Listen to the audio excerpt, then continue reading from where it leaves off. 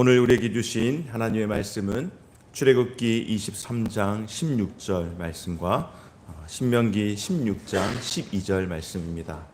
오늘 우리에게 주신 하나님의 말씀 출애굽기 23장과 16절에 있는 말씀 한 절씩 우리 함께 보도록 하겠습니다. 다 함께 자리에서 일어나서 하나님 말씀 같이 받겠습니다. 오늘은 우리 두 절 말씀인데요, 한 목소리로 함께 읽도록 하겠습니다. 맥주절을 지키라. 이는 내가 수고하여 밭에 뿌린 것의 첫 열매를 거둠이니라. 수장절을 지키라. 이는 내가 수고하여 이룬 것을 연말에 밭에서부터 거두어 저장함이니라. 신명기 16장 12절 말씀입니다. 너는 애굽에서 종되었던 것을 기억하고 이 규례를 지켜 행할지니라. 아멘. 여기까지 읽겠습니다. 자리에 앉겠습니다, 여러분. 오늘은 이렇게 좀 달리 인사했으면 좋겠습니다. 오늘 우리 맥주 감사 주일인데요, 감사를 생각할 때에 저에게 떠오르는 TV 프로그램이 있습니다. 저희 아이들이 아주 어렸을 때 좋아했던 것 같은데, 지금 없어졌 아마 폐지된 프로그램인데, 개콘인지 우차사인지 정확하게 제가 기억은 안 나는데, 감사합니다라고 하면서 남자 3명이 쭈루루 나와가지고 감사합니다, 감사합니다.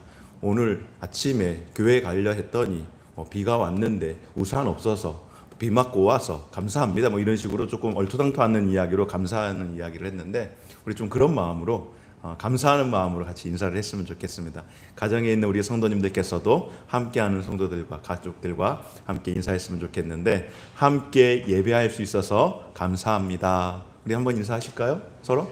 네. 당신과 함께 예배할 수 있어서 감사합니다. 네. 장로님께서 기도를 드리셨지만은 코로나19라는 정말로 비상 상황 가운데에 우리가 함께 예배할 수 없다라고 하는 것이 얼마나 큰 어려움인지를 알았기에, 그래서 함께 할 수 있다라는 것이 얼마나 또 큰 축복이라는 것을 다시 한번 생각하면서 감사의 마음을 갖습니다. 오늘 예배 가운데 참여하시는 우리 모든 성도님들과 또 가정에서 예배하시는 우리 모든 성도들에게 함께 할 수 있는 이로 인하여서, 또 함께 예배할 수 있는 이로 인하여서 감사하시고 하나님께서 주시는 은혜와 평강의 축복이 또 이 한 주간에도 우리에게 충만하시기를 소망합니다. 오늘은 맥주 감사 주일로 지킵니다. 하나님께서 우리에게 맥주 감사 주일로 주님 앞에 감사와 그리고 찬송으로 나오도록 이 절기를 우리 가운데에 허락해 주신 줄 믿습니다. 처음 열매로 주님 앞에 전심을 담아서 기뻐하고 찬송하며 그런 하루를 보낼 수 있는 우리 모든 성도님들 되시기를 바랍니다. 그냥 오늘 7월 첫 주일이니까 맥주 감사 주일이래, 그게 아니라 정말로 오늘 예배를 통하여서 다시 한번 저와 여러분들을 돌아볼 때에 하나님 앞에 처음의 것들로 감격하고 감동했던 그런 기억들과 그런 순간들로 하나님 앞에 감사할 때에 오늘 온종일 그렇게 또 감사하는, 불평이 한 10개 있었다고 한다면은 오늘은 한 8개로 줄이고 감사를 2개 더 올릴 수 있는 그런 한 날이 되어지시기를 주의 이름으로 축원합니다. 코로나19로 인하여서 우리가 온전히 감사하기가 쉽지 않은 이때에 우리에게 감사를 지키게 하시는 하나님의 은혜를 기억하고 더 감사할 수 있는 우리 모든 성도님들 되시기를 주의 이름으로 축원합니다. 여러분, 감사할 수 없을 때에 정말로 감사하는 것, 좀 전에 제가 말씀을 드렸던 그 개콘 프로그램에서 나오는 그 내용을 보면은 이건 말도 안 되는 상황인 겁니다.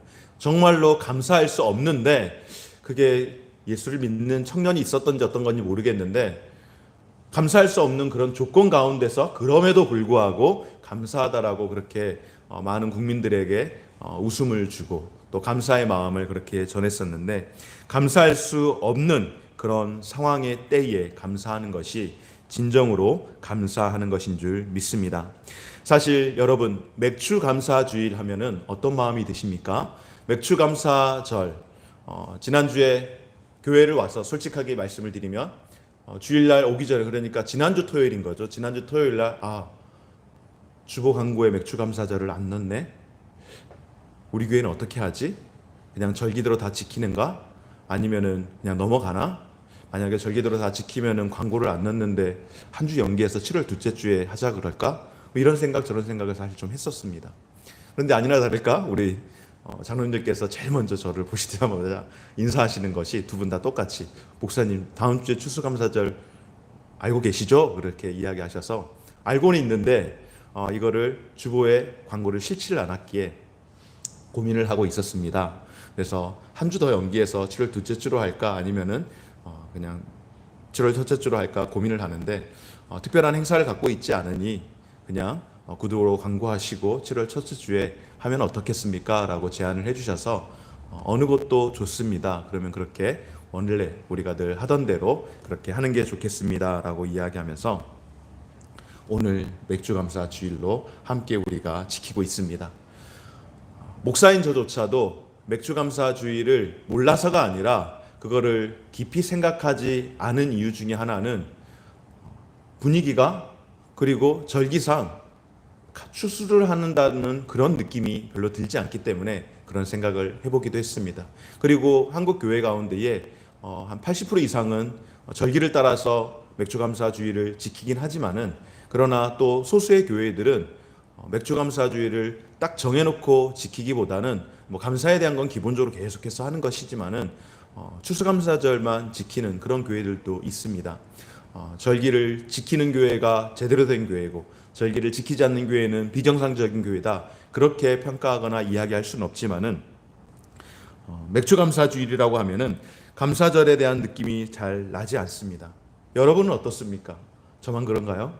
여러분들은 맥주감사주일 하면은 감사에 대한 생각, 지난 상반기 동안 하나님이 지켜주신 그 감사들이 새록새록 생각이 나서 감격하고 정말로 감사하면서 이날만큼은 큰 기쁨을 누리면서 그렇게 지내오셨습니까? 추수감사주일 같은 경우에는 이미지적으로도 우리가 좀 감사에 대한 분위기가 나는 게 사실입니다.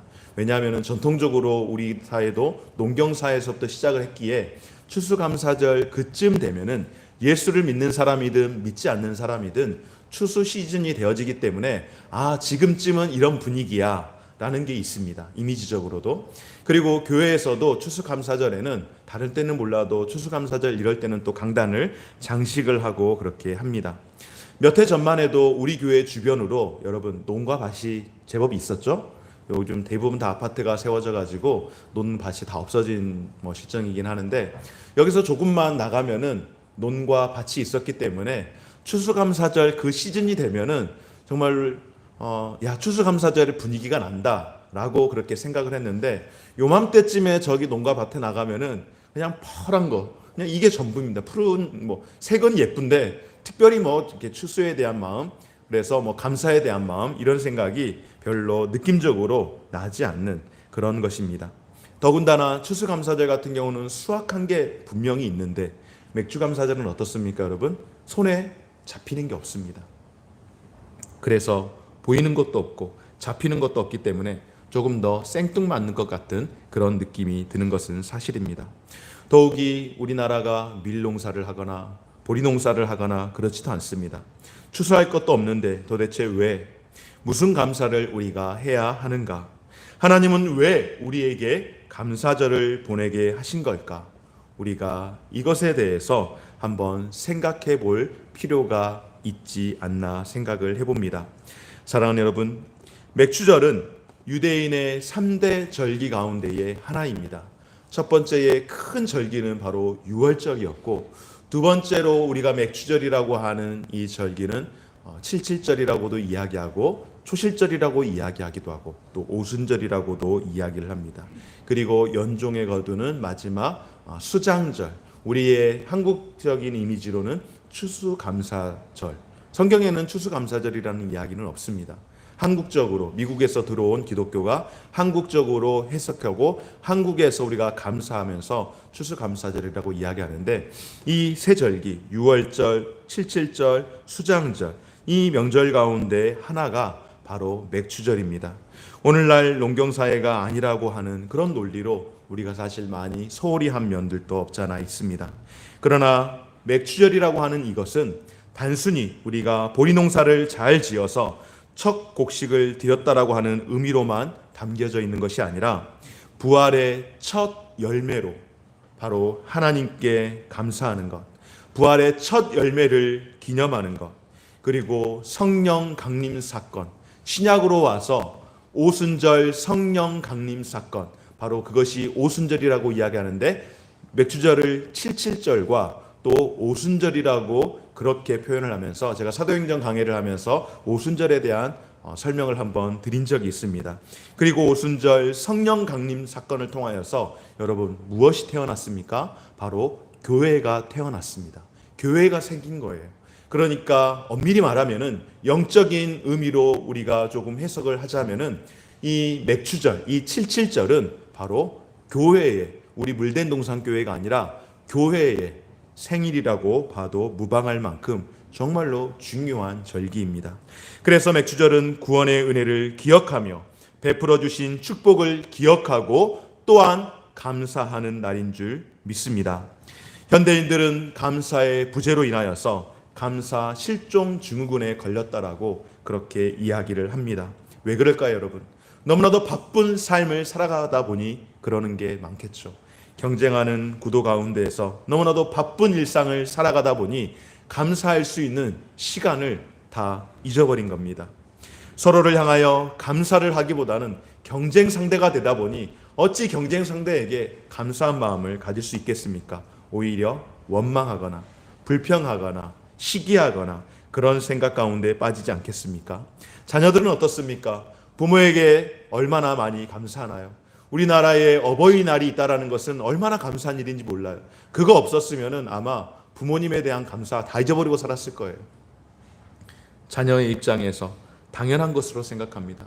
오히려 내게 만족할 만한 것을 부모님이 제공해 주지 못하면 감사는커녕 원망하고 불평하는 것이 우리의 모습 아니겠습니까? 탈무드에서 이렇게 이야기합니다. 이 세상에서 가장 똑똑하고 가장 현명한 사람은 누구인가? 모든 사람에게 늘 배우는 자세를 갖고 살아가면서 늘 배움에 대하여 감사할 수 있는 사람이 가장 똑똑한 사람이라고 이야기를 합니다. 또한 세상에서 가장 부유한 사람은 누구인가? 자기가 가진 것에 만족하면서 감사하는 사람. 많이 가졌어도 그 가진 것에 대해서 만족해하지 않고 늘 부족하다라고 이야기하면은 그런 인생보다 더 불행한 인생이 어디 있겠습니까? 내가 가지고 있는 것에 대해서 감사하는 그런 사람.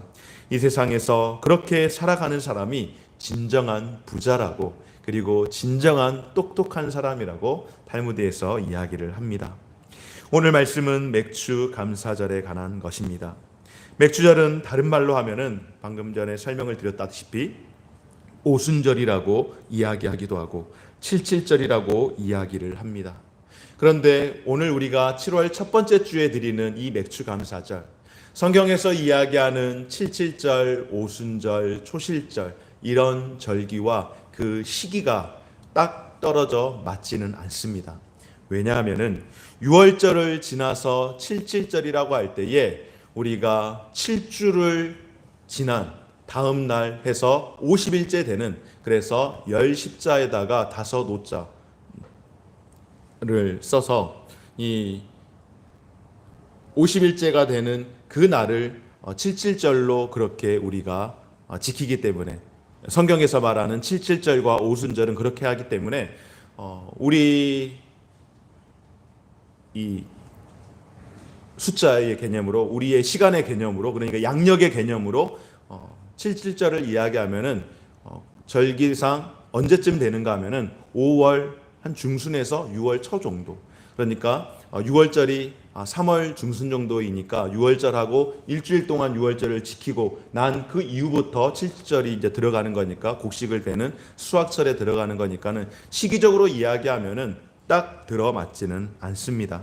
그런데 한국적으로, 한국에서 수확하는, 첫 수확하는, 우리도 이모작을 지금도 하고 있잖아요. 그래서 첫 번째 수확하는 밀이나 보리 이런 것들을 수확하는 시즌을 보니까 보통 6월 말에서 7월 초 중순에 하게 되어서 한국 교회에 맞게끔 7월 첫째 주를 우리가 맥주 감사주일로 그렇게 지정해서 지키고 있습니다.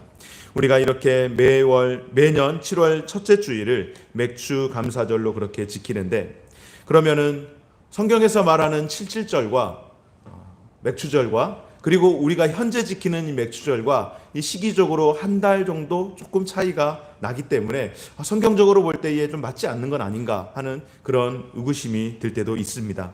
그러나 여러분, 맥추절은 어떤 숫자의 개념으로 명해서 딱 맞게끔 지키는 것보다 더 중요한 것은 하나님께서 성경을 통하여서 우리에게 무엇이라고 말씀하는가, 그것을 생각하면서 문자적으로도 우리에게 있어 중요함이 있지만은 또한 필요하지만은 영적으로 이 맥추절이 주는 유익이 무엇인지를 기억하면서 지키는 것이 더더욱 우리에게 중요한 줄 믿습니다. 그러면 하나님께서 이스라엘 백성들에게 너희는 맥추절을 지키라고 명령하셨을 때에 이 영적 유익이 무엇일까요? 오늘 저와 여러분들이 이 맥추절을 지키면서, 이 맥주 감사절을 지키면서 저와 여러분들, 우리가 받아야 할 영적 유익이 무엇일까요? 오늘 함께 보았던 말씀, 신명기 16장 12절 말씀에 너는 애굽에서 종되었던 것을 기억하고 이 규례를 지켜 행할지니라. 아멘. 이것이 오늘 말씀의 핵심입니다. 여러분, 무엇입니까? 종되었던 것을 기억하고 이 규례를 지키는 것. 한번 따라하겠습니까? 맥추절. 첫 열매와 기억함으로 감사하는 것입니다. 맥추절은 하나님께서 우리에게 주신 것에 대한 첫 것, 가장 귀하고 가장 중요한 것, 가장 좋은 것, 그리고 하나님 앞에서 또한 우리가 죄인된 종된 신분으로서 죽을 수밖에 없었던 그런 인생이었는데 그런 인생을 살려주신 그 은혜를 기억하는 것, 바로 처음 것과 기억이라는 이 두 가지 단어를 가지고 우리에게 주시는 유익을 함께 생각하기를 원합니다. 맥추절은 여러분 단순히 그냥 감사하는 절기가 아닙니다. 맥추절을 지키라고 하는 것은 바로 그 내면 속에 있는 하나님의 구원의 은혜를 저와 여러분들 우리에게 기억하라고 하신 줄 믿습니다. 가나안 땅에서 하나님의 은혜를 통하여서 곡식을 거두게 되었다라고 하는 그 사실을 잊어버리지 말고 처음 것으로 감사하라고 하는 그런 깊은 의미가 우리에게 담겨져 있는 줄 믿습니다. 그러기에 오늘 이 시대 가운데에 맥추절을 지킬 때에 우리가 또 한 번 재해석할 필요는, 이 맥추절 그러면은 오늘날 이 시대 가운데에서 우리가 농사를 굳이 짓지도 않는데 어떻게 지키며 또 어떻게 지내야 하는가. 첫 번째로 바로 맥추절은 하나님의 명령으로, 하나님의 말씀으로 우리가 믿고 따르며 지켜야 할 줄 믿습니다. 출애굽기 23장 14절부터 16, 17절 말씀 가운데에 너는 매년 3번 내게 절기를 지킬지니라. 맥추절을 지키라. 이는 내가 수고하여 밭에 뿌린 것의 첫 열매를 거둠이니라. 내 모든 남자는 매년 3번씩 주 여호와께 보일지니라. 아멘. 여러분, 맥추절 하나님의 말씀으로, 하나님의 명령으로 지키는 건데요. 지키는 것, 맥추절은 바로 그렇게 지키는 것으로 하나님 앞에 나오고 하나님 앞에 우리의 얼굴을 보이는 것인 줄 믿습니다. 맥추절은 이스라엘 백성들이 가나안 땅에 들어갔을 때에 첫 농사의 추수를 하게 되었음을 기념하는 절기입니다. 여러분, 우리는 실감이 잘 안 납니다. 이 맥주 감사절이라고 하면은 분위기상 우리는 실감이 나지 않는데 이스라엘 백성들에게는 이 날이 정말로 기적적이고 정말로 감격적인 그런 날이었습니다. 왜냐하면 여러분, 이스라엘 백성들이 가나안에 입성하기 그 직전까지 어디에서 머물러 있었습니까? 바로 광야에서 머물러 있었습니다. 그들이 광야 생활을 무려 40여 년이라는 세월 동안 해왔습니다. 그리고 이스라엘의 이 주업이 무엇인가 하면은 그들은 농업이 아닙니다. 그들은 목축을 했던 그런 사람들입니다. 광야에서 40년을 지내는 것 역시 그들은 농사 짓는 일을 하지 않았습니다. 주로 목축을 하면서 사실상 목축도 제대로 하지 못했죠. 광야 40년이라는 그 세월은 하나님께서 매일매일 만나를 먹게 하심으로 그 만나를 공급받아서 그들은 일하지 않고 그렇게 삶을 살아갔었습니다. 그리고 광야 이전 세대에, 그러니까 애굽에서 400년 동안 종살이를 하던 그 백성들, 그 조상들은 여러분 어떤 삶을 살았습니까? 이들 역시 농업을 했던 그런 사람들은 결코 아닙니다. 이스라엘과 그의 아들들이 애굽으로 이주하여서 가장 초목이 무성한 고센 땅에서 머물러 살았는데 그들의 업은 이 목축업을 하는 그런 사람들이었기에 그 고센 지역에서 머물면서 살았습니다. 물론 소량의 농사를 지었는지는 모르겠으나 주로는 주된 어떤 역할들은 이 행위들은 바로 목축을 하는 그런 사람이었습니다. 뿐만 아니라 400년이라는 그 세월 동안 요셉이 죽은 이후에, 그러니까 요셉이 110세에 죽었으니까 30세에 총리가 되어서 110세에 죽었으니까 모세가 살아있는 한 80여 년의 그 세월 동안, 그리고 그 이후에 400년의 세월 가운데에 한 100년 빼고 약 300년 가까이는 사실상 이스라엘 민족들이 어떤 삶을 살았을까요? 종으로서의, 노예로서의 삶을 살았습니다. 노예로서의 삶을 살아가는데 자신의 소유가 어디 있습니까, 여러분? 다 빼앗겼죠. 다 빼앗기고 노예로 그렇게 삶을 살지 않았겠습니까? 그러니 내 땅에서 내가 내 땅을 갈면서 그렇게 삶을 살았다라고 하는 것은 도무지 우리가 생각해 볼 수가 없는 문제입니다. 그러니 광야에서 이스라엘 백성들이 여지껏 자기의 땅이 없이 떠도는 유목민의 삶을 살았습니다. 약 400년이라고 하는 그 세월 동안 100년 빼고 300년이라고 해도 약 10세대의 그런 세월을 지내면서 그들의 DNA 자체가 이미 목축은 그동안 계속 해왔기 때문에 어느 정도 할 수 있지만은 농업을 할 수 있는 그런 DNA는 사실상 거의 다 어쩌면은 다 이렇게 퇴락했다고 해야 할까요? 거의 기능적으로 능력이 없는 그런 삶을 살았던 사람들이 바로 유대인들입니다. 그런데 이제 하나님께서 이들에게 정착할 땅을 주셨는데 그 땅 가운데에서 첫 번째로 수확을 하게 되었습니다. 그들이 씨를 뿌리고 그들이 정성을 들여서 가꾸었다는 이야기가 아닙니다. 그들이 들어갔는데 들어가서 가장 먼저 한 게 추수하는 일을 하게 되었다라고 하는 것입니다. 수고한 일이 별로 없는 거예요, 여러분. 얼마나 그들의 마음 가운데에 기쁨이 있겠습니까? 내가 수고한 거에 비해서 훨씬 더 많은 유익함을 얻게 되었을 때에 얼마나 많은 기쁨이 있었겠습니까? 이 첫 번째의 수고는 사실상 거저 받은 것이라고 해도 과언이 아닌데 그야말로 감격이고 그야말로 이스라엘 백성들에게 있어서 이 첫 번째의 추수는 어메이징 그레이스가 아니겠습니까? 여러분, 이스라엘 백성들이 요단을 건너 가나안의 첫 발을 내디딘 때가 언제인가? 바로 이렇게 기록합니다. 여호수아 3장 15절 말씀 가운데에 요단이 몸에 거두는 시기에는 항상 언덕에 넘치더라. 그러니까 이스라엘 백성들이 가나안 땅에 들어가던 그 시기가 언제인가 하면은 바로 모맥을 거두는 밀을 수확하던 딱 그 시기에 추수할 그때에 그들이 가나안을 들어갔다라고 말씀을 하는 겁니다. 여호수아 5장 11절 12절 말씀 가운데는 6월절 이튿날에 그 땅 소산을 먹되 그날에 무교본과 볶은 곡식을 먹었더니 그 땅 소산을 먹은 다음 날에 만나가 그쳤으니 이스라엘 사람들이 다시는 만나를 얻지 못하였고 그 해에 가나안 땅의 열매를 먹었더라. 아멘.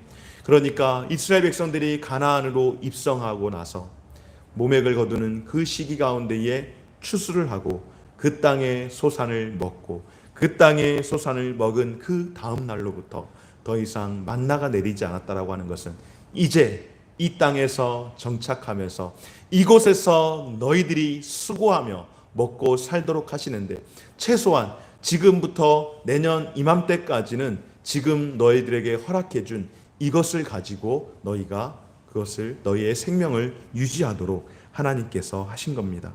수고를 통하여 첫 번째 수확을 한 것이 아닙니다. 이미 잘 준비된 상에 그들의 숟가락을 얹은 게 전부입니다. 첫 해의 농사는 그야말로 하나님이 준비하시고 하나님이 수확하게 하신 것이니 그러니 여러분 그 감사와 감격 그 기쁨이 얼마나 컸겠습니까? 그래서 이스라엘은 너무나도 감사하여 처음 익은 열매를 구별하여서 하나님께 감사의 제사를 드렸는데 그래서 이날을 첫 열매를 드렸다라고 하는 그런 의미에서 또한 초실절이라고도 그렇게 이야기를 합니다. 그러면 여러분, 우리가 맥주 감사절을 지금 이 시대 가운데에 어떻게 지내야 할까요? 첫 번째는 어떻게 하는가? 지키는 겁니다. 지키는 거. 이게 셀러브레이트라고 이야기를 할 때에 기념하는 겁니다. 기념하는 거.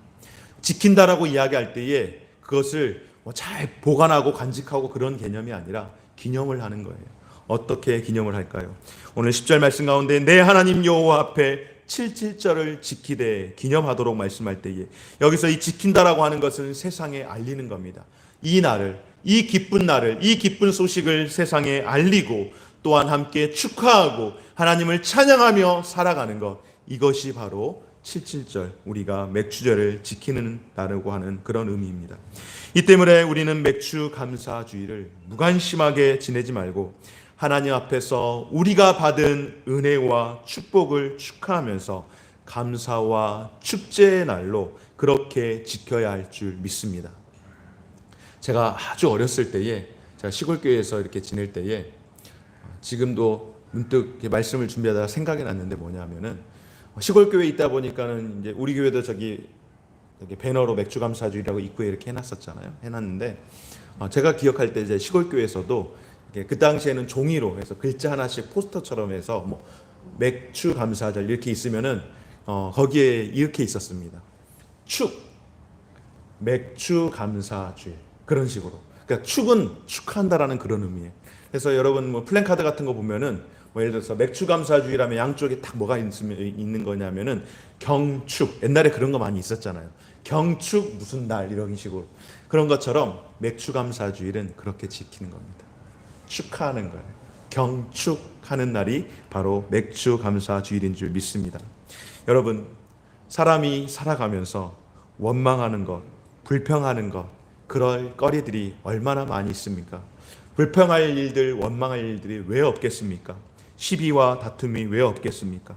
더욱이 요즘 같은 시전에는 감사할 일이 그렇게 많지가 않습니다.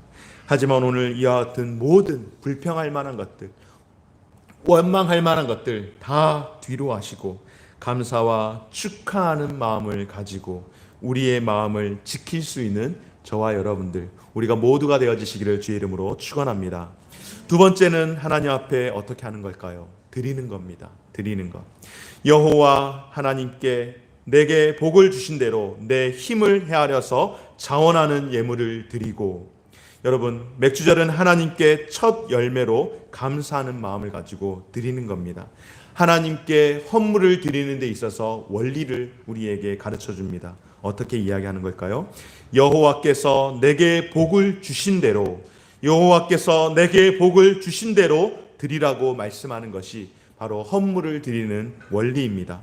사람들은 어려울 때에 어떻게 합니까? 하나님께 도와달라고 간절히 기도하죠. 어려울 때에 주변 사람들에게 도와달라고 정말로 요청을 많이 합니다. 그리고 도움을 받고 나서 어려움이 잘 해결되었습니다. 승승장구하게 되었습니다. 그러면 어떻게 해야 될까요? 다 기억해야 하는데, 그리고 다시금 또 그렇게 나누고 흘려보내야 하는데 많은 경우에는 잊어버립니다. 배은망덕하기 쉬운 사람이, 쉬운 이 부류가 바로 우리의 인생입니다.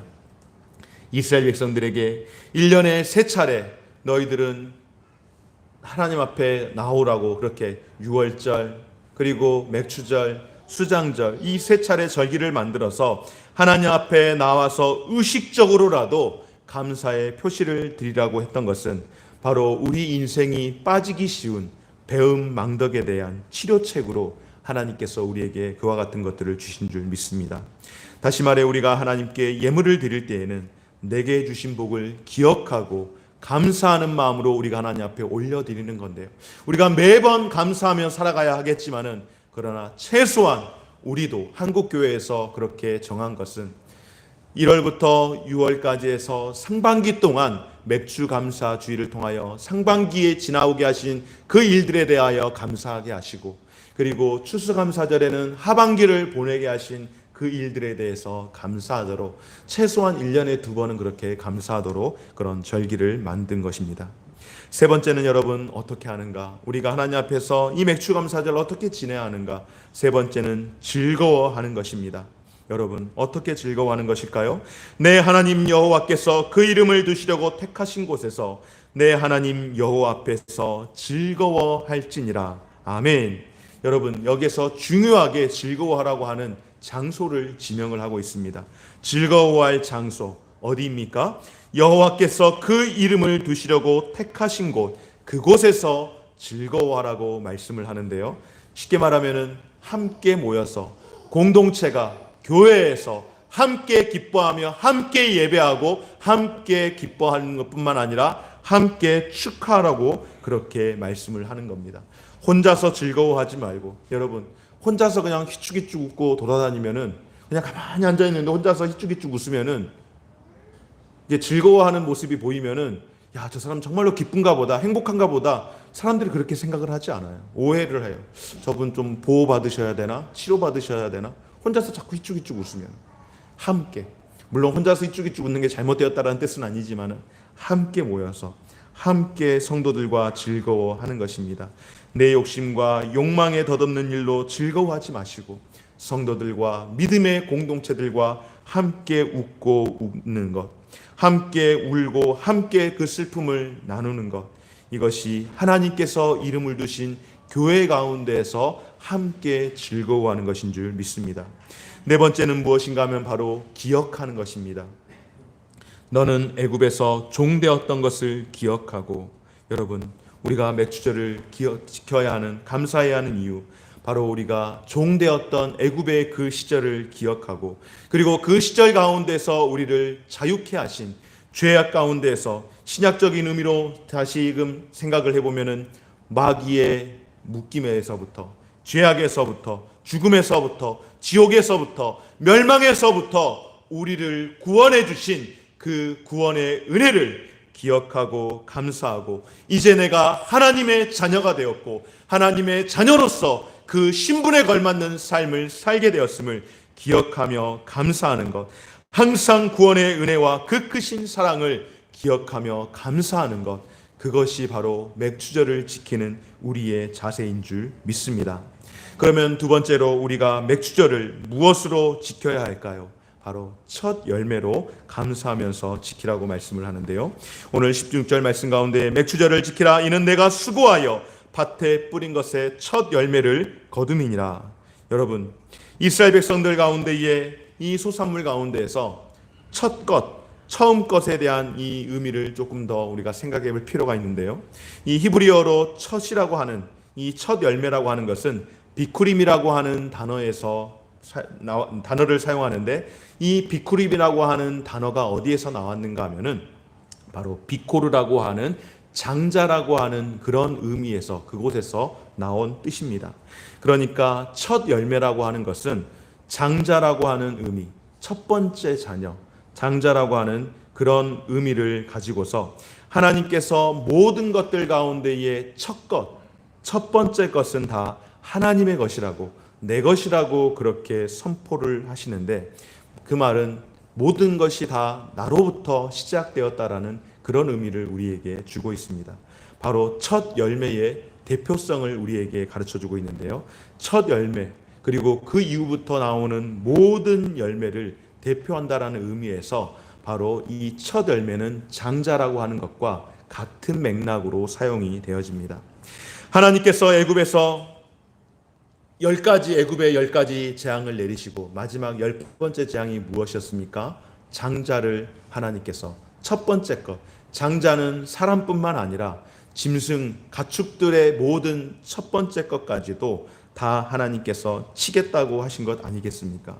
이것은 애굽을 심판하신 것이긴 하지만은, 그러나 영적 의미로는 그것이, 그 모든 것들이 사람이든 짐승이든 구분하지 않고 첫 번째 것, 첫 것은 모든 것이 하나님의 소유라는, 내 것이라는 하나님의 그 소유권으로, 이 모든 것이 내 소유 안으로, 내 주권에 있다라고 하는 그런 의미로서 하나님께서 첫 번째 것을 다 심판을 하신 것입니다. 출애굽기 13장 2절 말씀 가운데에 이스라엘 자손 중에 사람이나 짐승이나 물론하고 초태생은 다 거룩히 구별하여 내게 돌리라, 이는 내 것이니라. 바로 이것입니다. 하나님께서 첫 번째라고 하는 그 의미는 내 것이라고 하는 그런 의미를 가지고 있는 겁니다. 여러분, 우리 문화에도 첫 것, 첫 번째, 첫째 굉장히 중요하게 여깁니다. 그래서 우리 일상에서도 이 첫 번째에 대한 특혜를 굉장히 많이 누리는데요. 요즘 자녀들을 둘 낳잖아요, 많은 경우에. 그런데 첫 번째 자녀가 딸을 낳았습니다. 그러면 뭐라 그래요, 여러분? 첫째라고 이야기하고 첫 딸이라고 그러는 거예요. 그러면 둘째가 아들이 나왔어요. 둘째 아들이 나왔는데 얘는 둘째가 아닌 거예요. 뭘까요? 첫째 아들인 거예요. 이 집에는 첫째밖에 없는 거예요. 첫째 딸과 첫째 아들. 우리는 굉장히 첫 것에 대한, 첫 번째에 대한 것을 중요하게 여깁니다. 그만큼 소중하기 때문에 그러는 것 아니겠습니까? 성경에서 보면 이 첫이라는 말과 함께 연결되는 단어가 하나 더 있는데요. 무엇인가 하면은 이 첫 번째와 연결되는 단어가 바로 11조라고 하는 단어가 연결이 됩니다. 신명기 12장 6절 말씀 가운데에 너희의 11조와 너희 소와 양의 처음 난 것들, 너는 곡식과 포도주와 기름의 11조와 내 소와 내 양의 처음 난 것과 처음 익은 밀의 가루와 거제물과 또 우리 산물의 11조를, 여러분, 처음 것과 11조의 공통점이 무엇일까요? 모두 다 하나님의 것이라는 것, 모두 다 하나님께 드리는 것, 그리고 하나님께 구별되어졌다라고 하는 것, 바로 이런 공통점이 있습니다. 여러분, 종진이 형제 잠깐 앞에 나와볼래요? 잠깐 앞에 나와볼래요? 네, 여기로. 여기 카메라에서 종진이 형제를 봐야 되니까 나오라는데 호주머니에 손을 넣고 이렇게. 제가 종진이 형제한테 오늘 선물을 주려고 미리 이렇게 성경책에다 꼽아놨습니다. 설교하면서 미리 준비하려고. 급조한, 종진이 형제하고 사전에 이야기된 바는 없어요. 지금 깜짝 놀란 거예요. 나오라 그래가지고.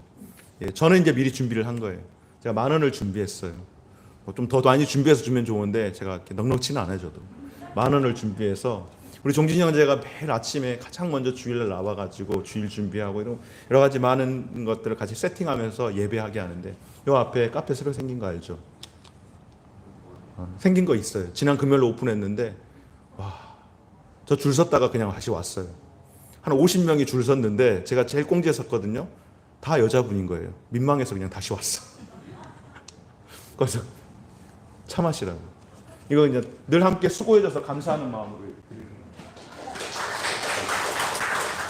들어가서. 제가 아직 다 안 끝났겠죠? 종진 형제, 혹시 그거 받으니까 어떻게 불편해요? 감사한 마음이었어요. 그러면 혹시 1,000원 있습니까? 1,000원 없어요? 없다 그러니 제가 달라고 할 수가 없겠네요. 그러면은 구두상으로 한번 물어보겠습니다. 1,000원 내가 달라고 하면 줄 수 있어요? 네. 왜요? 10,000원을 주셨으니까 감사한 마음. 1,000원은 충분히 드릴 수 있을 것 같아요. 10,000원을 받았으니 1,000원 주는 거는 얼마든지 충분히 줄 수 있는 거예요. 그 10,000원 누가 준 겁니까? 목사님. 제가 줬잖아요. 그 10,000원을 누가 줬어요, 여러분? 제가 줬어요. 제가 줬기 때문에 10,000원에서 1,000원 빼주면 얼마 남는 겁니까? 9,000원 남는 거예요. 9,000원 갖고 있기 때문에 1,000원 주는 걸 가지고 야, 목사가 무슨 줬다 뺐냐? 그렇게 생각하지 않는 거예요. 9,000원이나 남아있기 때문에 야, 목사님 10,000원 줬는데 뭐 1,000원이야 뭐 얼마든지 주지. 기쁜 마음으로 줄 수 있다라고 이야기했잖아요. 여러분, 11조는 바로 그런 것입니다. 첫 열매는 바로 이런 거예요. 하나님께서 우리에게 모든 것을 주셨고 이 모든 것이 하나님의 소유라는 것을 우리가 알고 있기 때문에 내가 거기에서 11조를 드리는 것이 결코 아깝지가 않은 겁니다. 왜냐하면 이 모든 것이 하나님께서 나에게 지금 주신 것이기 때문에. 첫 열매도 똑같습니다.